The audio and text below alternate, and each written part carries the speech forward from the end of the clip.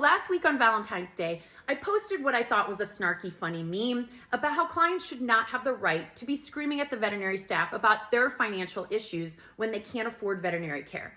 It landed well with most of you. About 80% thought it was funny, you shared it, some of you messaged me and said it was really well done. About 20% of you said it was not, and I agree with you. You said it lacked empathy, it unfortunately demonized clients, and I have since taken it down. But here's the thing, clients, if you're listening, pet owners, you do not have the right to scream at the veterinary staff, arguing that veterinary medicine is too expensive. It is not. It is very affordable. And here are some statistics. I don't think a lot of pet owners realize that we can do everything with an animal, almost everything, that can be done in human medicine. Did you know that you can actually replace a valve in the heart on a dog? Did you know you can do a kidney transplant on a cat? Were you aware that if your cat or dog ate something toxic, we can actually do dialysis on it? Were you aware that we can go ahead and place chest tubes and cure cancer and do all of these things? And by the way, the same drugs and medicines and surgeries that we have available in veterinary medicine are the same in human healthcare. We use the same products, the same bag of fluids, the same surgical implants. They're exactly the same. Now it's 2025, and when I just did research right before doing this vlog, I went ahead and found that on average, if your dog tears its ACL, you're gonna be paying about $3,500 to $4,000 United States dollars. That might seem like, oh my gosh, no wonder vet med is so expensive, but it's not.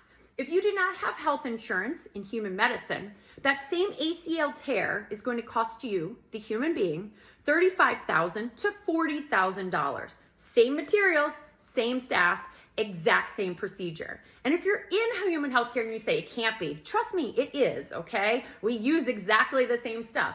Why is the price in human healthcare $30,000 to $40,000 more? It's because they get paid more. Veterinary professionals don't get paid a lot. In fact, our margins are so thin that a lot of the services that veterinary professionals sell and market and do, unfortunately, guess what? They lose money on them. The vast majority of privately owned hospitals are not priced correctly. And in fact, they end up having to sell to a corporation because they bankrupt themselves because they actually undercut the pricing. So we are running a very tiny thin margin of being profitable versus not. Whereas that conglomerate of a hospital that you go to in human healthcare, cha-ching. So when people say that unfortunately we charge too much in veterinary medicine, I don't think you realize how not only are veterinary professionals living paycheck to paycheck, but so is the hospital. So what can you do as a pet owner? First and foremost, historically, when people say, I'm gonna just save money and put a little away every month or week, it doesn't work. You go and spend it on Starbucks. Your focus needs to be on veterinary care and food for your animal. Not fuzzy little boots, not adorable little jackets, not a cute little bag you can put your puppy in. Nope, it needs to be on those two things. The thing that is really gonna help you is pet insurance. It is not for routine care. So it's not for things like vaccines, it's not for things like routine dental cleanings. But what it is for is to help you when your cat ate something it shouldn't have, or your dog tore its ACL, or any of the above. And there's a ton of pet insurances out there. And so the reality is that we're here to help you. We might not be able to do the best care for your dog or your cat.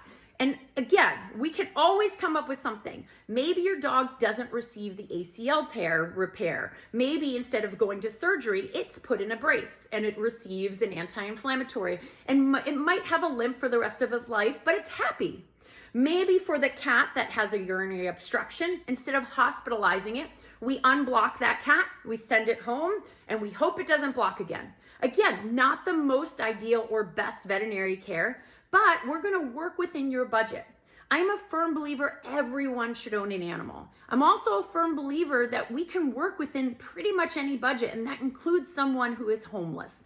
I even did a podcast on how the homeless should be able to have a pet. In fact, arguably, those animals are treated nicer than the dog left in the middle of the yard that's fenced in that no one pays attention to. So, I know I pushed some buttons last week, but I'm super passionate about the fact that clients should not be screaming at veterinary staff because of their financial hardships. Instead, it is our job as veterinary professionals to educate, and this video does just that.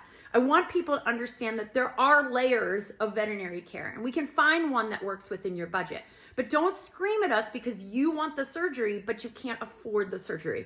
We're going to come up with another option. You just need to work with us. We love your animal, arguably way more than you. So we went into this business because we're here to advocate for animals. We're here to do that and make sure that your animal stays healthy and happy for as long as possible. But unfortunately, that does cost money. And trust me, in the veterinary profession, of the people who know about money are the people who can barely afford to live. Hi, veterinary technicians, client service reps, and arguably even some veterinarians. So please be kind to us. Don't yell at us. We want to work with you, but veterinary medicine is expensive because we use all the same amazing tools and surgeries and devices that human healthcare does. Thank you.